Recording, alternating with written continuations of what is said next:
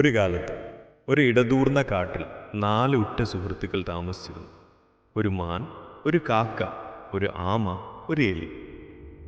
അവർ കൂടുതൽ സമയവും ഒരുമിച്ച് ചെലവഴിച്ചു, പരസ്പരം സഹവാസം ആസ്വദിച്ചു. ഒരു ദിവസം ഒരു വേട്ടക്കാരൻ അടുത്തേക്ക് വരുന്നത് അവർ കണ്ടു. പരിഭ്രാന്തരായി. കാക്ക പെട്ടെന്നൊരു മരത്തിൻ്റെ മുകളിലേക്ക് പറന്നു. എലി ഒരു ദ്വാരത്തിലേക്ക് ഓടി. മാൻ കുറ്റിക്കാട്ടിലേക്ക് ഒളിക്കാൻ പോയി. എന്നിരുന്നാലും വേഗത്തിൽ നീങ്ങാൻ കഴിയാത്ത ആമയെ വേട്ടക്കാരൻ പിടികൂടി ഒരു ചാക്കിലിട്ടു നടന്നു. ആമയെ രക്ഷിക്കാൻ 3 സുഹൃത്തുക്കളും ദൃഢനിശ്ചയം ചെയ്തു. അവരൊരു സമർത്ഥമായ പദ്ധതി തയ്യാറാക്കി. വേട്ടക്കാരൻ്റെ സ്ഥാനം കണ്ടെത്താൻ കാക്ക ഉയരത്തിൽ പറന്നു. മാൻ പിന്നാലെ പിന്തുടർന്നു. അവർ വേട്ടക്കാരൻ്റെ അടുത്തെത്തിയപ്പോൾ മാൻ മറ്റൊരു വഴി തിരഞ്ഞെടുത്തു. മുന്നോട്ട് ഓടി നിലത്തനങ്ങാതെ കിടന്ന് ചത്തതായി നടിച്ചു. വേട്ടക്കാരൻ മാനിനെ കണ്ടപ്പോൾ ആവേശഭരിതനായി തൻ്റെ സഞ്ചി പിന്നിൽ ഉപേക്ഷിച്ച് അതിലേക്ക് പാഞ്ഞു.